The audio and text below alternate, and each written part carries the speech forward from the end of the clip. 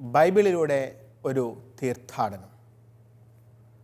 വിശുദ്ധ ഗ്രന്ഥത്തിലെ പുസ്തകങ്ങളെ ആഴമേറിയ അർത്ഥത്തിൽ അപഗ്രഥിക്കാനും പഠിക്കാനും നാം എവരെയും സഹായിക്കുന്ന ഈ തിരുവചന പഠന പരമ്പരയിലേക്ക് ഗുഡ്നസ് ടി വിയുടെ മാന്യ പ്രേക്ഷകരായ നിങ്ങൾക്കേവർക്കും ഹൃദയപൂർവ്വം സ്വാഗതം.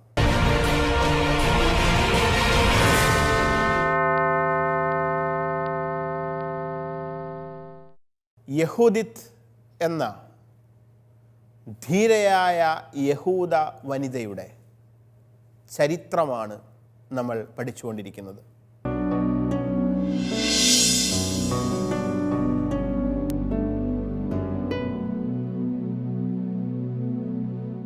യൂദിത്തിൻ്റെ പുസ്തകത്തിൻ്റെ 9-ാം അധ്യായത്തിൻ്റെ ആദ്യ ഭാഗം വായിച്ചപ്പോൾ അവിടെ തൻ്റെ ജീവിതത്തിലെ നിർണായകമായ ഒരു തീരുമാനമെടുത്തുകൊണ്ട് തൻ്റെ ജനത്തിന് മുഴുവൻ രക്ഷ നൽകുന്ന ഒരു ഉദ്യമത്തിനായി ഇറങ്ങിപ്പുറപ്പെടുന്നതിന് മുൻപ് യൂദിത്ത് നടത്തുന്ന ആത്മീയമായ ഒരുക്കത്തെക്കുറിച്ചാണ് നമ്മൾ കണ്ടത്.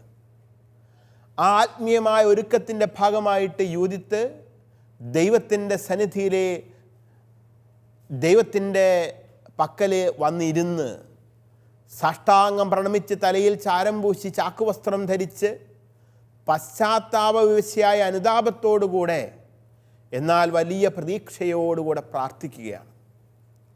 അവൾ പ്രാർത്ഥിക്കുമ്പോൾ അവളുടെ വിശ്വാസത്തെ തന്നെ അവൾ ബോധ്യപ്പെടുത്തുന്നുണ്ട്. അവളുടെ പ്രാർത്ഥനയിൽ നിരവധി കാര്യങ്ങൾ കടന്നു വരുന്നു. സ്ത്രീത്വം അപമാനിക്കപ്പെടരുതേ എന്ന് അവൾ പ്രാർത്ഥിക്കുന്നു. അവളുടെ പിതാവായ യാക്കോബിൻ്റെ പുത്രൻ ശിമെയോൻ തൻ്റെ സഹോദരിയായ ദീനയുടെ മാനത്തിന് ഹാനി സംഭവിച്ചപ്പോൾ വാളുകൊണ്ടിടപെട്ട ചരിത്ര സംഭവത്തെ ഓർത്തെടുത്തുകൊണ്ട് അവൾ ദൈവത്തിൻ്റെ മുമ്പിൽ സംരക്ഷണത്തിന് വേണ്ടി പ്രാർത്ഥിക്കുകയാണ്. അതോടൊപ്പം അവളുടെ പ്രാർത്ഥനയിൽ അവൾ ഏറ്റുപറയുന്ന മറ്റൊരു കാര്യമാണ്, ദൈവമേ, അവിടുന്നാണ് ചരിത്രത്തിൻ്റെ നിയന്താവ്. യഹൂദജനത്തിൻ്റെ മാത്രമല്ല, ഇസ്രായേൽക്കാരുടെ ചരിത്രത്തിൻ്റെ മാത്രമല്ല, സകല ജനതകളുടെയും ചരിത്രത്തിൻ്റെ നിയന്താവ് ദൈവമായ കർത്താവാണ് എന്ന അവളുടെ ബോധ്യം അവൾ ഏറ്റുപറയുന്നു. ഇനി മൂന്നാമതായി ഈ പ്രാർത്ഥനയിൽ യൂദിത്ത് സൂചിപ്പിക്കുന്ന മറ്റൊരു പ്രധാനപ്പെട്ട കാര്യം അസീറിയക്കാരുടെ അഹങ്കാരം തകർക്കണമേ എന്ന യാചനയാണ്. അപ്പോൾ മൂന്നാമതായി യൂദിത്ത് ദൈവത്തിൻ്റെ സന്നിധിയിൽ വയ്ക്കുന്ന പ്രാർത്ഥനയാണിത്. അസീറിയക്കാരുടെ അഹങ്കാരം തീർക്കണമേ. 9-ാം അധ്യായത്തിൻ്റെ 7 മുതൽ 11 വരെയുള്ള തിരുവചന ഭാഗത്താണ് നമ്മളത് കാണുന്നത്. നമുക്ക് ഒരുമിച്ച് ആ വചനഭാഗം ഒന്ന് വായിക്കാം. ഈ സമയം നിങ്ങൾ കൂടി എന്നോടൊപ്പം വിശുദ്ധ ഗ്രന്ഥം ഒന്ന് കയ്യിലെടുത്ത് യൂദിത്തിൻ്റെ പുസ്തകത്തിൻ്റെ 9-ാം അധ്യായം 7 മുതൽ 11 വരെയുള്ള തിരുവചന ഭാഗം നമുക്ക് ഒരുമിച്ച് വായിക്കാൻ ശ്രമിക്കാം. അസീറിയക്കാരുടെ ശക്തി വർദ്ധിച്ചിരിക്കുന്നു. കുതിരകളാലും കുതിരക്കാരാലും അവർ പ്രബലരായിരിക്കുന്നു. കാലാൾപ്പടയുടെ ശക്തിയിൽ അവർ അഹങ്കരിക്കുന്നു. പരിച, കുന്തം, വില്ല്, കവിണ എന്നിവയിൽ അവർ ആശ്രയിക്കുന്നു. അവിടുന്നാണ് യുദ്ധങ്ങൾ തകർക്കുന്ന കർത്താവെന്നവർ ഗ്രഹിക്കുന്നില്ല. കർത്താവ് എന്നത്രേ അവിടുത്തെ നാമം. അവിടുത്തെ ശക്തിയാൽ അവരുടെ കരുത്ത് തകർക്കണമേ. അവിടുത്തെ കോപത്തിൽ അവരുടെ പ്രതാപം നശിക്കട്ടെ. അവിടുത്തെ ശ്രീകോവിൽ അശുദ്ധമാക്കാനും അവിടുത്തെ മഹത്തായ നാമം കുടികൊള്ളുന്ന വിശുദ്ധ മന്ദിരം മലിനമാക്കാനും ബലിപീഠത്തിൻ്റെ വളർക്കോൺ വാളുകൊണ്ട് മുറിച്ചു കളയാനും അവർ ഉന്നം വയ്ക്കുന്നു. അവരുടെ അഹങ്കാരം കാണണമേ. അവിടുന്ന് അവരുടെ മേൽ കോപം വർഷിച്ചാലും വിധവയായ എനിക്ക് ലക്ഷ്യപ്രാപ്തിക്ക് വേണ്ട ശക്തി നൽകണമേ. പ്രഭുവിനോടൊപ്പം അടിമയെയും ദാസനോടൊപ്പം പ്രഭുവിനെയും എൻ്റെ അധരത്തിൻ്റെ വ്യാജത്താൽ വീഴ്ത്തണമേ. ഒരു നാരിയുടെ കയ്യാൽ അവരുടെ അഹങ്കാരം തകർക്കണമേ. അവിടുത്തെ ശക്തി സംഖ്യയെയോ അവിടുത്തെ പ്രതാപം ശക്തന്മാരെയോ ആശ്രയിക്കുന്നില്ല. അവിടുന്ന് എളിയവരുടെ ദൈവവും മർദ്ദിതരുടെ സഹായകനുമാണ്. അവശരെ താങ്ങുന്നവനും നിരാധാരരെ പരിപാലിക്കുന്നവനും ആശയറ്റവരെ രക്ഷിക്കുന്നവനുമാണ്. ഈ പ്രാർത്ഥനയിൽ യൂദിത്ത് ഒരു കാര്യം വ്യക്തമായിട്ട് പറയുന്നു. അസീര്യക്കാർ ആശ്രയിക്കുന്നത് അവരുടെ കുതിരകളിലും കുതിരക്കാരന്മാരിലുമാണ്. സൈനികരുടെ വലിയ ഒരു നിര തന്നെയാണ് അവരുടെ ബലം. എപ്രകാരമാണ് ഹോളോഫർണസ് ഈ യുദ്ധത്തിന് പുറപ്പെടുന്നതിന് മുൻപായി സൈനിക ബലം നേടിയെടുത്തത്, സൈന്യശേഷിയെ സ്വരുക്കൂട്ടിയതെന്നൊക്കെ നമ്മൾ വായിച്ചതാണ്. പരിച, കുന്തം, കവിണ എന്നിവയിലൊക്കെയാണ് അവർ ആശ്രയിക്കുന്നത്. ഇതൊക്കെയാണ് അവരുടെ യുദ്ധോപകരണങ്ങൾ. അവർ സായുധരാണ്, അതോടൊപ്പം ക്രൂരന്മാരുമാണ്. അവർ അവരുടെ രാജാവായ നെബൂഖദ്നേസറിനെ ദൈവമായി കാണുകയും ആരാധിക്കുകയും ചെയ്യുന്ന ആളുകളാണ്. എന്നാൽ ഇസ്രായേൽ ജനം പ്രതീക്ഷ വയ്ക്കുന്നത് ദൈവമായ കർത്താവിൽ മാത്രമാണ്. സൈന്യമോ അശ്വനിരയോ സ്വന്തമായില്ലാത്ത, യുദ്ധ ഉപകരണങ്ങൾ സ്വന്തമായില്ലാത്ത അവരുടെ ഏക ആശ്രയം ദൈവമായ കർത്താവ് മാത്രമാണ് എന്ന് യൂദിത്ത് ഇവിടെ പ്രാർത്ഥനയിലൂടെ ഏറ്റുപറയുകയാണ്. ഇസ്രായേലിൻ്റെ ദൈവമായ കർത്താവാണ് യഥാർത്ഥ ദൈവമെന്നും യുദ്ധവിജയം നൽകുന്നവനെന്നും വിജാതീയരായ ശത്രുക്കൾ മനസ്സിലാക്കാൻ ഇടവരുത്തണം എന്നാണ് യൂദിത്ത് ഈ പ്രാർത്ഥനയിലൂടെ ദൈവത്തോട് യാചിക്കുന്നത്. ഈ സമയം ഈ പ്രാർത്ഥനയുടെ അവസാന ഭാഗത്ത് യൂദിത്ത് തൻ്റെ പദ്ധതി എന്താണ്, താനൊരു ഉദ്യമത്തിനായി മുന്നിട്ടിറങ്ങുന്നു, ആ പദ്ധതി എന്താണ് എന്ന് ദൈവത്തിൻ്റെ മുമ്പിൽ വെളിപ്പെടുത്തുകയാണ്. നമുക്കറിയാം, നഗരശ്രേഷ്ഠന്മാരിൽ നിന്നും രഹസ്യമാക്കി വെച്ച തൻ്റെ പദ്ധതി. നഗരശ്രേഷ്ഠന്മാരോട് യൂദിത്ത് പറയുന്നുണ്ട്, എൻ്റെ മനസ്സിലൊരു പദ്ധതിയുണ്ട്, പക്ഷേ അത് ഞാൻ നിങ്ങൾക്ക് ഇപ്പോൾ വെളിപ്പെടുത്തുകയില്ല. പക്ഷേ നഗരശ്രേഷ്ഠന്മാരോട് രഹസ്യമാക്കി വെച്ച തൻ്റെ പദ്ധതി എന്താണ് എന്ന് ദൈവത്തിൻ്റെ സന്നിധിയിൽ ഈ പ്രാർത്ഥനാവേളയിൽ യൂദിത്ത് സകലതും അറിയുന്ന ദൈവത്തോട് വെളിപ്പെടുത്തുകയാണ്. അവരുടെ പദ്ധതിയിൽ 2 പ്രധാന ആയുധങ്ങളാണ് ഉള്ളത്. ഒന്ന്, അധരത്തിൻ്റെ വ്യാജം അഥവാ സംസാര പാടവം. 2, നാരിയുടെ കൈ അഥവാ അബലയെന്ന് കരുതപ്പെടുത്തുന്നവളുടെ യുദ്ധതന്ത്രം. അപ്പോൾ ഈ 2 ആയുധങ്ങൾ ഉപയോഗിച്ചുകൊണ്ടാണ് അവൾ അസീറിയക്കാരുടെ പാളയത്തിലേക്ക് പോകുന്നത്. നമുക്ക് ആ വചനമൊന്ന് വായിക്കാം. പ്രഭുവിനോടൊപ്പം അടിമയെയും ദാസനോടൊപ്പം പ്രഭുവിനെയും എൻ്റെ അധരത്തിൻ്റെ വ്യാജത്താൽ വീഴ്ത്തണമേ. അതായത് തൻ്റെ സംസാര പാടവം കൊണ്ട് അവരെ കീഴ്പ്പെടുത്താനുള്ള കൃപ തരണമേ എന്ന് പ്രാർത്ഥിക്കുന്നു. 2, ഒരു നാരിയുടെ കയ്യാൽ അവരുടെ അഹങ്കാരം തകർക്കണമേ. സകല ജനതകളെയും മുട്ടുകുത്തിക്കുന്ന അസീറിയൻ അഹങ്കാരത്തിന് മുൻപിൽ ഒരു നാരി മുന്നോട്ട് വരുമ്പോൾ, ഒരു ഇസ്രായേലിൻ്റെ ധീര വനിത മുൻപോട്ട് വരുമ്പോൾ, ഒരു സ്ത്രീയുടെ, ഒരു പെണ്ണിൻ്റെ, ഒരു നാരിയുടെ മനക്കരുത്തിന് മുൻപിൽ ഒരു വലിയ സാമ്രാജ്യത്തിൻ്റെ സൈന്യം തകർന്നു പോകുന്ന അവസ്ഥ വരുത്തണമേ എന്ന് യൂദിത്ത് പ്രാർത്ഥിക്കുകയാണ്. അവരുടെ അഹങ്കാരത്തെ തീർക്കണമേ എന്ന് പ്രാർത്ഥിക്കുന്നു. ഈ അധ്യായത്തിൻ്റെ ഏറ്റവും അവസാനത്തെ ഭാഗത്തേക്ക് നമ്മൾ വരികയാണ്. അവിടെ യൂദിത്ത് തൻ്റെ പ്രാർത്ഥന അവസാനിപ്പിക്കുന്നത് ഒറ്റയാൾ പട്ടാളം എന്ന വണ്ണം ബത്തൂലിയ നഗരം വിട്ട് ഹോളോഫർണസിൻ്റെ കൂടാരത്തിലേക്ക് യാത്രയാകാൻ ഒരുങ്ങുന്ന തനിക്ക് വേണ്ടി തന്നെ പ്രാർത്ഥിക്കുകയാണ് യൂദിത്ത്. നമുക്ക് ആ ഭാഗം ഒന്ന് വായിക്കാം. 9-ാം അധ്യായത്തിൻ്റെ 12 മുതൽ 14 വരെയുള്ള തിരുവചനങ്ങൾ.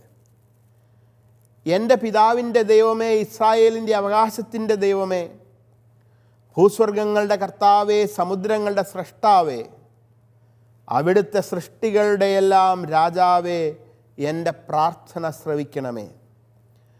അവിടുത്തെ ഉടമ്പടിക്കും വിശുദ്ധ ഭവനത്തിനും സിയോൻ മലയ്ക്കും അവിടുത്തെ മക്കളുടെ ഗൃഹത്തിനുമെതിരായി നിഷ്ഠൂര പദ്ധതികൾ ആസൂത്രണം ചെയ്ത് അവരെ വ്രണപ്പെടുത്താനും ചതയ്ക്കാനും എൻ്റെ വ്യാജോക്തികൾക്ക് ശക്തി നൽകണമേ. അവിടുന്ന് ദൈവമാണെന്നും എല്ലാ ശക്തിയുടെയും പ്രതാപത്തിൻ്റെയും ദൈവമാണെന്നും അവിടുന്നല്ലാതെ ഇസ്രായേൽ ജനത്തിന് മറ്റൊരു സംരക്ഷകനില്ലെന്നും അവിടുത്തെ ജനവും എല്ലാ ജനതയും ഗോത്രങ്ങളും അറിയട്ടെ. ഇതാണ് യൂദിത്ത് തനിക്ക് വേണ്ടി തന്നെ പ്രാർത്ഥിക്കുന്ന അവസാനത്തെ ഭാഗം. അബലയായ തന്നെ, വിധവയായ തന്നെ, സ്ത്രീയായ തന്നെ ശക്തയാക്കണം എന്ന പ്രാർത്ഥനയോടെ യൂദിത്ത് തൻ്റെ ആത്മീയമായ ഒരുക്കം അവസാനിപ്പിക്കുകയാണ്. അവിടുത്തെ ഉടമ്പടിക്കും വിശുദ്ധ ഭവനത്തിനും സിയോൻ മലയ്ക്കും അവിടുത്തെ മക്കളുടെ ഗൃഹത്തിനുമെതിരായി നിഷ്ഠൂര പദ്ധതികൾ ആസൂത്രണം ചെയ്ത ശത്രുക്കളെ വ്രണപ്പെടുത്താനും ചതയ്ക്കാനും തൻ്റെ വ്യാജോക്തികൾക്ക് ശക്തി നൽകണമേ എന്നും യൂദിത്ത് തനിക്ക് വേണ്ടി തന്നെയുള്ള പ്രാർത്ഥനയിൽ ദൈവത്തിൻ്റെ മുമ്പിൽ യാചിക്കുന്നു. ഈ പ്രാർത്ഥനയിൽ യൂദിത്തിൻ്റെ വിശ്വാസ സംഹിത എന്ത് എന്നും വെളിപ്പെടുന്നുണ്ട്. പ്രധാനമായി 3 കാര്യങ്ങളാണ്. ഒന്നാമതായി, ദൈവമായ കർത്താവ് ഇസ്രായേലിൻ്റെ അവകാശത്തിൻ്റെ ദൈവമാണെന്ന് യൂദിത്ത് വിശ്വസിക്കുന്നു. രണ്ടാമതായി, ദൈവമായ കർത്താവ് ഭൂസ്വർഗങ്ങളുടെ കർത്താവാണെന്ന് യൂദിത്ത് വിശ്വസിക്കുന്നു. മൂന്നാമതായി, ദൈവമായ കർത്താവ് സൃഷ്ടികളുടെ എല്ലാം രാജാവാണെന്ന് യൂദിത്ത് വിശ്വസിക്കുന്നു. അങ്ങനെ ദൈവമായ കർത്താവിനെ സംബന്ധിച്ചിട്ടുള്ള തൻ്റെ വിശ്വാസം ഏറ്റുപറഞ്ഞതിന് ശേഷം ദൈവമായ കർത്താവ് എല്ലാ ശക്തിയുടെയും പ്രതാപത്തിൻ്റെയും ദൈവമാണെന്ന വിശ്വാസവും ദൈവമായ കർത്താവല്ലാതെ ദൈവജനത്തിന് മറ്റൊരു സംരക്ഷകനില്ലെന്നും അവൾ വിശ്വസിച്ച് ഏറ്റുപറയുന്നു. ദൈവമായ കർത്താവ് അവശരെ താങ്ങുന്നവനും നിരാധാരരെ പരിപാലിക്കുന്നവനും ആശയറ്റവരെ രക്ഷിക്കുന്നവനുമാണെന്നും അവൾ വിശ്വസിക്കുന്നു. ദൈവമായ കർത്താവ് എളിയവരുടെ ദൈവവും മർദ്ദിതരുടെ സഹായകനുമാണെന്നും യൂദിത്ത് വിശ്വസിക്കുന്നു. ഇത്തരത്തിൽ വളരെ ആഴമേറിയ വിശ്വാസ ബോധ്യങ്ങളോടെയാണ് യൂദിത്ത് തൻ്റെ പദ്ധതിക്കായിട്ട് മുന്നോട്ടിറങ്ങുന്നത്. അതിനാൽ അവളുടെ പദ്ധതി വിജയം കാണും എന്ന പ്രതീക്ഷ ഇപ്പോൾ വായനക്കാരായ നമുക്കുമുണ്ട്. കാരണം അവൾ ആശ്രയം വെച്ചിരിക്കുന്ന ദൈവമായ കർത്താവിലാണ്. അടിയുറച്ച വിശ്വാസം അവൾക്കുണ്ട്, പ്രത്യാശ അവൾക്കുണ്ട്. അതുകൊണ്ട് അവൾ വിജയിക്കും എന്ന ഒരു പ്രതീക്ഷയിലാണ് ഇപ്പോൾ വായനക്കാരായ നമ്മളും ഈ പ്രാർത്ഥനയുടെ അവസാനത്തിൽ എത്തി നിൽക്കുന്നത്. 8-ാം അധ്യായത്തിൽ നഗരശ്രേഷ്ഠന്മാരോട് ഒരു പ്രവാചിക എന്ന പോലെ, ഒരു പ്രോഫറ്റസിനെ പോലെയാണ് യൂദിത്ത് സംസാരിച്ചത്. അവരെ തിരുത്താൻ മാത്രം അവൾ കെൽപ്പുള്ളവളായിരുന്നു. നഗരശ്രേഷ്ഠന്മാരുടെ നിലപാടുകളെ ചോദ്യം ചെയ്യുകയും അവരെ തിരുത്താൻ മാത്രം ആത്മധൈര്യം കാണിക്കുകയും ചെയ്യുന്ന സന്ദർഭത്തിൽ 8-ാം അധ്യായത്തിൽ യൂദിത്തിനെ ഒരു പ്രവാചികയായി നമ്മൾ മനസ്സിലാക്കുന്നു. എന്നാൽ ഇവിടെ ഈ 9-ാം അധ്യായത്തിലേക്ക് വരുമ്പോൾ യൂദിത്ത് ഒരു പുരോഹിതയെ പോലെയാണ് നിലകൊള്ളുന്നത്. ഒരു പുരോഹിതയെപ്പോലെ അവൾ പ്രാർത്ഥനയിൽ ആശ്രയം വയ്ക്കുന്നു. അവൾ ദൈവജനത്തിനു വേണ്ടി മാധ്യസ്ഥം വഹിക്കുന്നു. അവളുടെ പ്രാർത്ഥനാ സമയം പോലും ജെറുസലേം ദേവാലയത്തിലെ പുരോഹിതരുടെ പ്രാർത്ഥനാ സമയം അഥവാ ധൂപാർപ്പണത്തിൻ്റെ സമയം തന്നെയാണ്. ചുരുക്കത്തിൽ യൂദിത്ത് എന്ന മഹത്തായ യഹൂദ വനിതയിൽ ഒരു പ്രവാചികയെ നമ്മൾ 8-ാം അധ്യായത്തിൽ കണ്ടു. ഇപ്പോഴിതാ ഒരു പുരോഹിതയെ 9-ാമത്തെ അധ്യായത്തിൽ കാണുന്നു. ഇനി ഒരു ധീര പോരാളിയെ വരും അധ്യായങ്ങളിൽ നമ്മൾ കാണും. ഇതാണ് യൂദിത്തിൻ്റെ ജീവിതം. അടുത്തതായി നമുക്ക് 10-ാം അധ്യായത്തിലേക്ക് പ്രവേശിക്കാം. 10-ാം അധ്യായത്തിൽ ആത്മീയമായ ഒരുക്കത്തിന് ശേഷം യൂദിത്ത് നടത്തുന്ന ചില ബാഹ്യമായ ഒരുക്കങ്ങളും തുടർന്ന് തൻ്റെ ഉദ്യമവുമായി മുൻപോട്ട് പോകുന്നതുമാണ് നമ്മൾ കാണുന്നത്. അതിൻ്റെ ഭാഗമായ ആദ്യമായി തന്നെ നമുക്ക് 10-ാം അധ്യായത്തിൻ്റെ ഉള്ളടക്കമൊന്ന് പരിശോധിക്കാം. 10-ാം അധ്യായത്തിൻ്റെ 1 മുതൽ 5 വരെയുള്ള തിരുവചനങ്ങളിൽ യാത്രയ്ക്കുള്ള അടുത്ത ഒരുക്കം, പ്രത്യേകിച്ചും ബാഹ്യമായ ഒരുക്കം എപ്രകാരമാണ് യൂദിത്ത് നടത്തുന്നത് എന്ന് സൂചിപ്പിക്കുന്നു.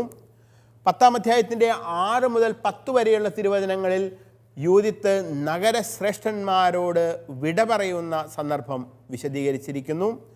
10-ാം അധ്യായത്തിൻ്റെ 11 മുതൽ 13 വരെയുള്ള തിരുവചന ഭാഗങ്ങളിൽ തൻ്റെ നഗരം ബത്തൂലിയ നഗരം വിട്ട് പുറത്ത് ഉപരോധമേർപ്പെടുത്തുന്ന അസീറിയക്കാരുടെ ആ സ്ഥലത്തേക്ക് യൂദിത്ത് പ്രവേശിക്കുമ്പോൾ തൻ്റെ അടുത്തേക്ക് വരുന്ന അസീറിയക്കാരായ കാവൽ ഭടന്മാരോട് യൂദിത്ത് പറയുന്ന നുണ എന്താണ് എന്ന് വിശദീകരിക്കുന്നു.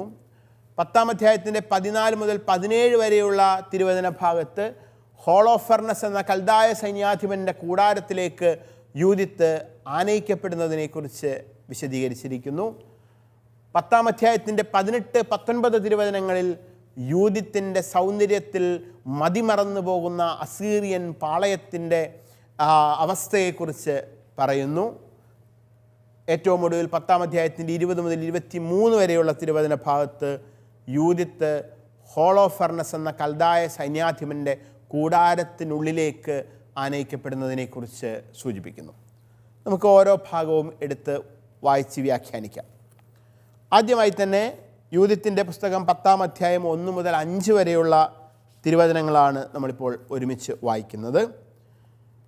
യൂദിത്ത് ഇസ്രായേലിൻ്റെ ദൈവത്തോടുള്ള പ്രലാപവും പ്രാർത്ഥനയും അവസാനിപ്പിച്ചതിന് ശേഷം സാഷ്ടാംഗം വീണുകിടന്ന സ്ഥലത്തു നിന്ന് എഴുന്നേറ്റ് ദാസിയെയും കൂട്ടിക്കൊണ്ട് സാബത്തുകളിലും ഉത്സവങ്ങളിലും താമസിക്കാറുള്ള ഭവനത്തിലേക്ക് പോയി. താൻ ധരിച്ചിരുന്ന ചാക്കുവസ്ത്രവും വിധവാവസ്ത്രവും മാറ്റി കുളിച്ചതിന് ശേഷം അവൾ അമൂല്യമായ പരിമളതൈലം പൂശി തലമുടി ചീകി ശിരോഭൂഷണം അണിഞ്ഞു. തൻ്റെ ഭർത്താവ് മനാസെ ജീവിച്ചിരിക്കുമ്പോൾ താൻ അണിയാറുള്ള ഏറ്റവും മനോഹരമായ വസ്ത്രം അണിഞ്ഞു. ചെരുപ്പ് ധരിച്ചും വളകളും മാലകളും മോതിരവും കമ്മലും മറ്റാഭരണങ്ങളും അണിഞ്ഞും പുരുഷന്മാരുടെ കണ്ണുകളെ മയക്കത്തക്ക വിധം അതീവ സൗന്ദര്യവതിയായി ചമഞ്ഞു. അവൾ ഒരു കുപ്പി വീഞ്ഞും ഒരു പാത്രം എണ്ണയും ദാസിയെ ഏൽപ്പിച്ചു. വറുത്ത ധാന്യവും ഉണങ്ങിയ പഴങ്ങൾ കൊണ്ടുണ്ടാക്കിയ ഒരു അടയും നേർമയുള്ള അപ്പവും ഒരു സഞ്ചിയിൽ നിറച്ച് പാത്രങ്ങളെല്ലാം പൊതിഞ്ഞുകെട്ടി ദാസിയെ ഏൽപ്പിച്ചു. പ്രാർത്ഥനയിലൂടെ മനസ്സിനെ ഒരുക്കി ആത്മീയമായ ഒരുക്കം നടത്തിയതിന് ശേഷം ഇതാ യൂദിത്ത് ഇപ്പോൾ തൻ്റെ ഉദ്യമത്തിൻ്റെ വിജയത്തിനായി ബാഹ്യമായ ചില ഒരുക്കങ്ങളിൽ ഏർപ്പെടുകയാണ്. തീവ്രമായ പ്രാർത്ഥനയുടെ മണിക്കൂറുകൾക്ക് വിരാമമായി. യൂദിത്ത് മരണം മുന്നിൽ കണ്ടുകൊണ്ട് തന്നെ തൻ്റെ ദൗത്യത്തിനായുള്ള അടുത്ത ഒരുക്കം നടത്തുകയാണ്. ഒരു വിധവ എന്ന നിലയിൽ അതിന് അനുയോജ്യമായിരുന്ന താപസതുല്യമായ ജീവിതമായിരുന്നു യൂദിത്ത് നയിച്ചിരുന്നത് എന്ന് ഇതിനകം നമ്മൾ വായിച്ച് മനസ്സിലാക്കിയിട്ടുള്ളതാണ്. അവളുടെ വേഷവും ഭക്ഷണവും മറ്റെല്ലാം ഒരു താപസതുല്യമായ ഒരു അവസ്ഥയിൽ ഒരു വിധവയ്ക്ക് അനുയോജ്യമായ രീതിയിലായിരുന്നു. എന്നാൽ ഇപ്പോൾ യൂദിത്ത് തൻ്റെ ദൗത്യത്തിൻ്റെ വിജയത്തിനായി ചില തയ്യാറെടുപ്പുകൾ നടത്തുകയാണ്. അതിനായി പുരുഷന്മാരെ വശീകരിക്കാൻ സാധിക്കും വിധം അവൾ ഒരുങ്ങുന്നു. കുളിച്ച് വൃത്തിയായി സുഗന്ധലേപനങ്ങൾ പുരട്ടി കേശത്തിൻ്റെ അലങ്കാരങ്ങളൊക്കെ നടത്തി ആഭരണങ്ങൾ അണിഞ്ഞുകൊണ്ടാണ് അവൾ സ്വയം ഒരുങ്ങുന്നത്. ഇത് അവളുടെ ബാഹ്യമായ ഒരുക്കമാണ്. ഇതിനെക്കുറിച്ച് ബൈബിൾ പണ്ഡിതനായ അലോൺസോ ഷെക്കൽ ഒരു വ്യത്യസ്തമായ അഭിപ്രായം പറയുന്നുണ്ട്. അദ്ദേഹത്തിൻ്റെ അഭിപ്രായത്തിൽ യൂദിത്തിൻ്റെ വേഷത്തിലും ഭാവത്തിലുമുള്ള ഈ മാറ്റം, അതായത് വിധവയുടെ താപസതുല്യമായ ഒരു വേഷഭൂഷണങ്ങളിൽ നിന്ന് ഇപ്പോൾ ഇതാ ഒരു സൗന്ദര്യത്തിടമ്പിലേക്കുള്ള സർവാഭരണഭൂഷിതയായ സൗന്ദര്യത്തിടമ്പത്തിലേക്കുള്ള ഈ മാറ്റം പ്രതീകാത്മകമായി ബത്തൂലിയ നിവാസികളുടെ അല്ലെങ്കിൽ ബത്തൂലിയ ഉൾപ്പെടുന്ന യൂദായുടെ തന്നെ ഒരു മാറ്റത്തെ, ഒരവസ്ഥയെയാണ് സൂചിപ്പിക്കുന്നത് എന്നാണ്. അതായത് ഇപ്പോൾ ബത്തൂലിയ എന്ന യൂദാ നഗരത്തിൻ്റെയും യൂദായുടെയും അവസ്ഥ എന്താണ്? ഒരു വിധവയുടെ അവസ്ഥയാണ്. അവർ ഉപരോധം ചെയ്യപ്പെട്ടിരിക്കുന്നു, ചുറ്റും അവരുടെ സൈന്യം തമ്പടിച്ചിരിക്കുന്നു, വെള്ളം കിട്ടാതെ കുഞ്ഞുങ്ങൾ മരിച്ചു വീഴുന്നു. അങ്ങനെ വൈധവ്യത്തിന് സമാനമായ ഉപരോധത്തിൻ്റെയും യുദ്ധത്തിൻ്റെയും ഭീഷണിയിലായിരിക്കുന്ന യൂദ അതിന് അറുതി വന്ന് വളരെ വ്യത്യസ്തമായൊരു അനുഭവത്തിലേക്ക്, അതായത് സമ്പത്തിൻ്റെ, സമൃദ്ധിയുടെ, പ്രൗഢിയുടെ, യശസ്സിൻ്റെ ഒരനുഭവത്തിലേക്ക് വരുമെന്ന് സൂചിപ്പിക്കാനായിട്ടാണ് സർവാഭരണഭൂഷിതയായ യൂദിത്തിനെ പോലെ യൂദ പ്രൗഢിയും യശസ്സും വീണ്ടെടുക്കുമെന്ന് സൂചിപ്പിക്കുക കൂടെയാണ് ഈ മാറ്റത്തിലൂടെ എന്ന് ബൈബിൾ പണ്ഡിതനായ അലോൺസോ ഷെക്കൽ പറയുന്നുണ്ട്. അതിനുശേഷം അവൾ നടത്തുന്ന ബാഹ്യമായ തയ്യാറെടുപ്പുകൾക്കൊപ്പം തന്നെ ഭക്ഷണത്തിനായുള്ള കാര്യങ്ങൾ അവൾ കൂടെ കൊണ്ടുപോകുന്നുണ്ട്. അവൾ ഒരു കുപ്പി വീഞ്ഞും ഒരു പാത്രം എണ്ണയും ദാസിയെ ഏൽപ്പിച്ചു. വറുത്ത ധാന്യവും ഉണങ്ങിയ പഴങ്ങൾ കൊണ്ടുണ്ടാക്കിയ ഒരടയും നേർമയുള്ള അപ്പവും ഒരു സഞ്ചിയിൽ നിറച്ച് പാത്രങ്ങളെല്ലാം പൊതിഞ്ഞു കെട്ടി ദാസിയെ ഏൽപ്പിച്ചു എന്നാണ് നമ്മൾ വായിക്കുന്നത്. ഇത് സത്യത്തിൽ യാത്രയ്ക്കും തിരികെയുള്ള യാത്രയ്ക്കുമുള്ള ഭക്ഷണമാണ് ഈ കൂടെ സൂക്ഷിക്കുന്നത്.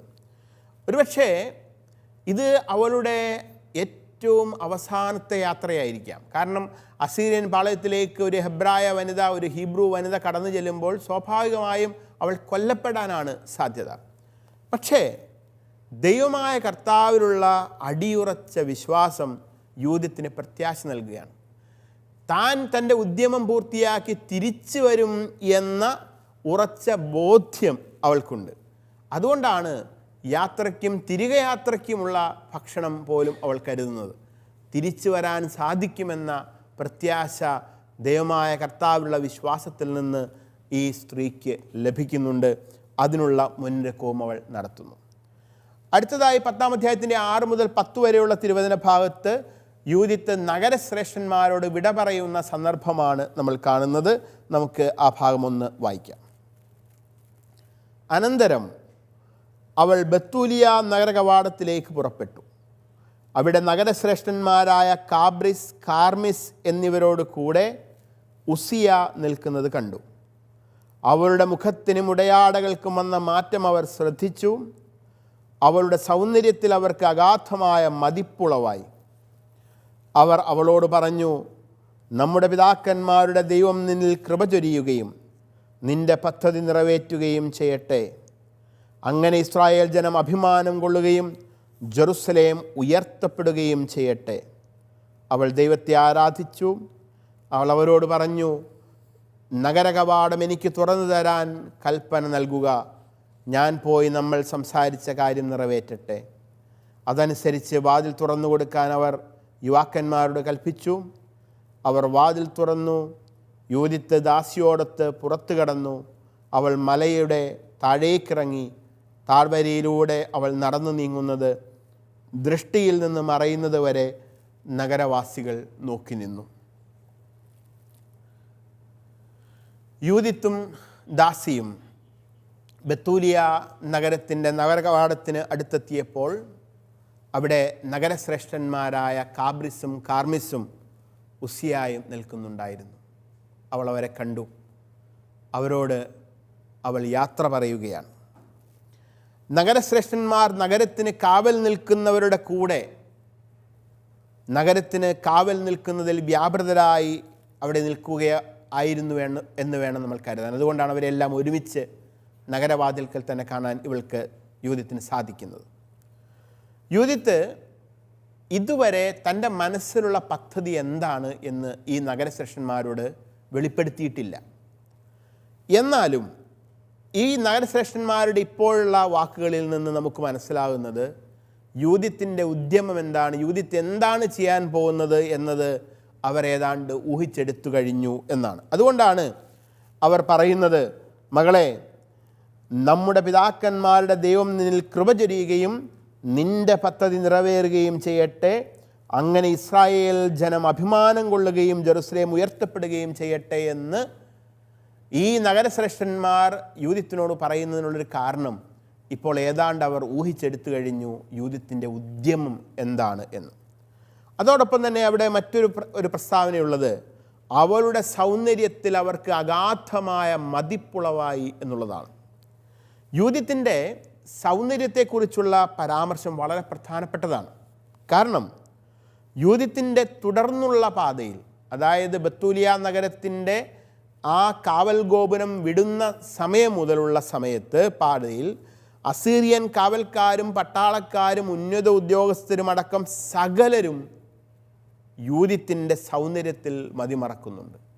യൂദത്തിൻ്റെ സൗന്ദര്യമാണ് സത്യത്തിൽ സുരക്ഷിതയായി അസീറിയൻ പാളയത്തിലേക്ക് കടന്നു കയറാനുള്ള ഒരു അവസരം അവൾക്ക് ഒരുക്കുന്നത്.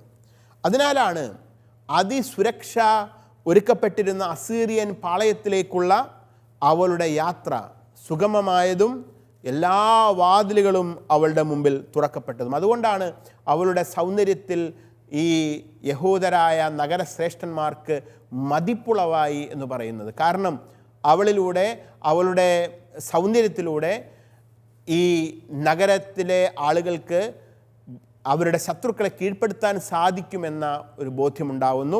തുടർന്നുള്ള ഭാഗം നമുക്ക് 10-ാം അധ്യായത്തിൻ്റെ തുടർന്നുള്ള ഇവരുടെ യാത്ര എപ്രകാരമായിരുന്നു എന്നത് അടുത്ത ക്ലാസ്സിൽ വായിച്ച് വിശദീകരിക്കാം.